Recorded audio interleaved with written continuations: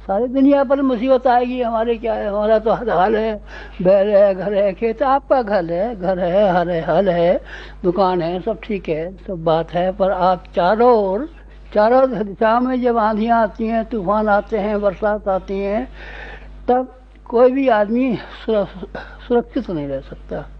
अगले दिन बहुत भयंकर आने वाले हैं। इसमें क्या होने वाला है, इसमें नेचर, प्रकृति हमसे नाराज हो गई है, और नाराज होने की वजह से कोई न कोई काम ऐसा खड़ा कर देती है जिससे कि हमारे खाने पीने तक पर मुसीबत आ जाती है। ऐसे खराब वक्त में आपको चिंता किसकी है? आप हमको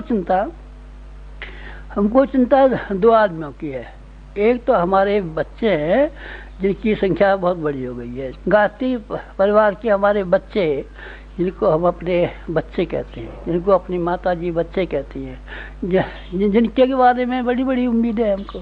क्या उम्मीदें हैं? हमारा बच्चा बड़ा हो जाएगा तो उसकी बहू आवेगी, फिर हमारे नाती पोते हो जाएंगे, फिर हमारा बच्चा कमाएगा, फिर नौकरी करेगा, फिर व्यापार करेगा, और फिर कोई हमसे लड़ने झगड़ने आवेगा तो हमारा लड़का लाठी लेकर के लड़ने को तैयार हो जाएगा, हमारा बच्चा हो जाएगा। बच्चे से बड़ी बड़ी उम्मीद होती है। आप अभी बच्चे हैं और आपसे हमें बड़ी उम्मीदें हैं। हम बच्चे कहाँ हैं? हम तो जवान नहीं, जब बच्चे हैं। आप बिल्कुल बच्चे, जवान कहाँ हैं? अपनी रक्षा आप कर नहीं सकते, किसी और की रक्षा कर नहीं सकते, समाज की रक्षा कर नहीं सकते, देश की रक्षा कर नहीं सकते, पेट भर नहीं सकते। फिर आप बच्चे नहीं है तो क्या है?